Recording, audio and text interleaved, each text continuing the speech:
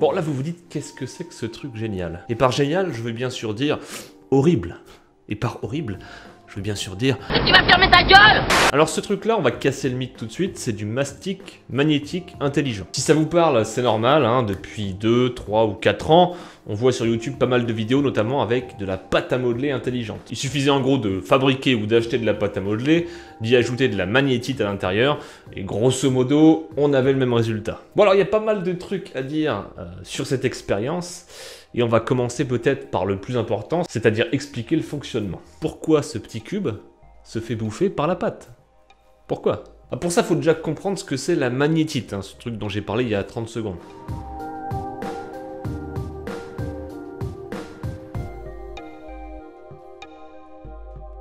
Alors la magnétite, avant toute chose, c'est un minéral qui contient de l'oxyde de fer. Et l'oxyde de fer, c'est grosso modo la version brute des aimants qu'on connaît tous. Alors un aimant, vous allez le voir, c'est pas si compliqué que ça en fait. Un aimant en fait, c'est composé de molécules, et ces molécules fonctionnent elles-mêmes comme des mini-aimants. En gros, elles s'attirent les unes les autres, quoi. C'est pour ça que si vous soumettez ce type de minéral à du fer, ils vont être attirés, c'est inévitable. C'est pour ça que dans l'expérience de la pâte à modeler magnétique, ou comme dans cette vidéo, le mastic magnétique, on a tout simplement pris de la magnétite, donc qui contient de l'oxyde de fer, on l'a mélangé à la pâte, et c'est grâce à cette magnétite que l'aimant est attiré.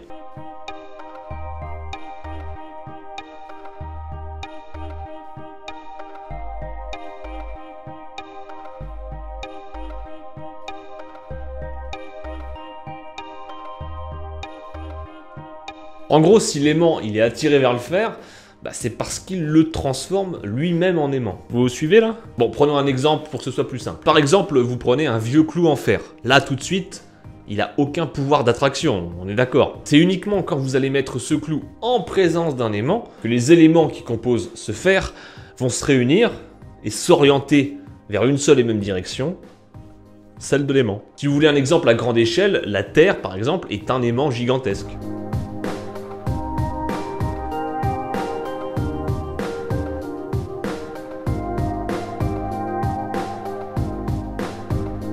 Bon, après, il y a plusieurs petites choses à savoir sur les aimants. Déjà, chaque aimant possède un pôle positif et un pôle négatif, reliés par un champ magnétique. Il faut aussi savoir que tous les aimants ne s'attirent pas forcément, ils peuvent également se repousser. Alors c'est plutôt simple, les pôles de même nature se repoussent, et les pôles opposés, eux, ils s'attirent. On peut par exemple faire une analogie avec la Terre, qui a un pôle nord et un pôle sud. Le pôle nord indiqué par votre boussole est en fait un pôle sud magnétique, et vice versa. Si la Terre est un aimant, elle posséderait donc en toute logique son propre champ magnétique, et la théorie veut que ce soit grâce à son noyau. Parce que je vous le donne en mille, le noyau de la Terre, il contient du fer.